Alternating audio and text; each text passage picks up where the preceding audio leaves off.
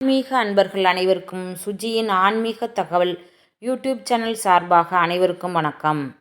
இன்று முருக பக்தர்களுக்கான ஒரு நாள். இன்று வியாழக்கிழமையோடு சேர்ந்து வரக்கூடிய கிருத்திகை ஆகும்.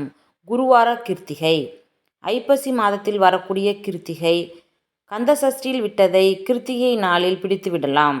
வியாழக்கிழமையில் கிருத்திகை வருவது இந்த நாள் மேலும் சிறப்புக்குரிய நாளாக அமைந்துள்ளது. உங்கள் ஜாதகத்தில் குரு பகவான் பலவீனமாகவோ நீச்சம் பெற்றிருந்தாலோ ஏற்படும் தோஷம் குரு தோஷம் ஆகும்.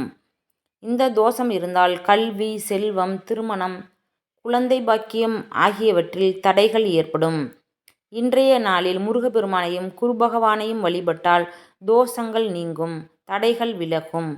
இன்று கிருத்திகை நட்சத்திரம் 8:40 தொடங்கி அடுத்த நாள் காலை 6:58 வரை உள்ளது. இன்று விரதம் இருக்கும் பொழுது யாரிடமும் சண்டை சச்சரவுகள் செய்யக்கூடாது. மௌனமாக கார்த்திகேயனை நினைத்து விரதம் இருக்க வேண்டும். கோவிலுக்கு செல்லும் பொழுது மஞ்சள் நிற உடையணிந்து செல்ல வேண்டும்.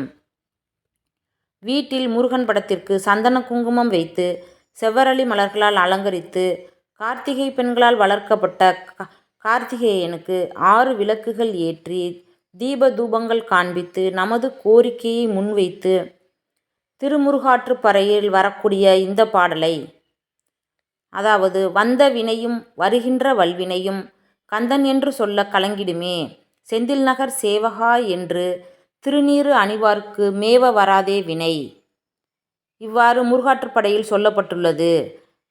அதாவது தெரிந்தும் தெரியாமல் செய்கின்ற பாவங்கள், தீமைகள் அனைத்தும் கந்தன், அதாவது முருகன், செந்தில் நகர் சேவகா என்றால் திருச்செந்தூர் முருகன், அவரை நினைத்து திருநீறு அணிவாருக்கு எந்த வல்வினைகள், தீமைகள் நம்மை நெருங்காது, வராது. இந்த பாடலை முருகனை நினைத்து மனமுருகி பாடினால் நம் கண் முன்னே தோன்றி காட்சி தருவார் முருகப்பெருமான். இன்றைய கிருத்திகை அன்று வெற்றிலை தீபமும் ஏற்றி வணங்கினால் குடும்பத்தில் மகிழ்ச்சி, குழந்தை பாக்கியம், வேலை வாய்ப்பு, திருமணம் நடைபெறும். இந்த பதிவு உங்களுக்கு பிடிச்சிருக்குன்னு நினைக்கிறேன். பதிவு பிடிச்சிருந்துச்சுன்னா லைக் பண்ணுங்கள், சப்ஸ்கிரைப் பண்ணுங்கள்.